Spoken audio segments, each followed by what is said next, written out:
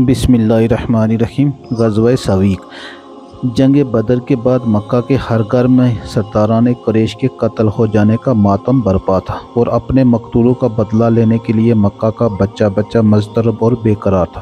چنانچہ غزوہ سویق اور جنگ احد وغیرہ کی لڑائیاں مکہ والوں کے اسی جوش انتقام کا نتیجہ ہے۔ عتبہ اور ابو جہل کے قتل ہو جانے کے بعد اب قریش کا سردار اعظم ابو سفیان تھا، اور اس منصب کا سب سے بڑا کام غزوہ بدر کا انتقام تھا۔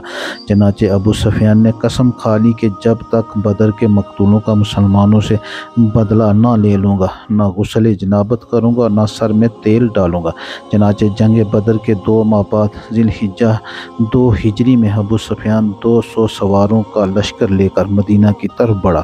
اس کو یہودیوں پر بڑا بھروسہ تھا، بلکہ ناز تھا کہ مسلمانوں کے مقابلے میں وہ اس کی مدد کریں گے۔ اسی امید پر ابو سفیان پہلے حنا بن اخطب یہودی کے پاس گیا، مگر اس نے دروازہ بھی نہیں کھولا۔ وہاں سے مایوس ہو کر سلام بن محکم سے ملا، جو قبیلہ بنو نذیر کے یہودیوں کا سردار تھا اور یہودیوں کے تجارتی خزانے کا منیجر بھی تھا۔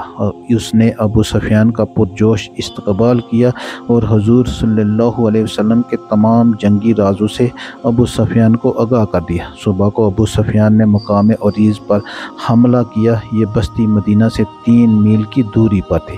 اس حملے میں ابو سفیان نے ایک انصاری صحابی کو، جن کا نام سعد بن عمرو رضی اللہ عنہ تھا، شہید کر دیا اور کچھ درختوں کو کاٹ ڈالا اور مسلمانوں کے چند گھروں اور باغات کو آگ لگا کر پھونک دیا۔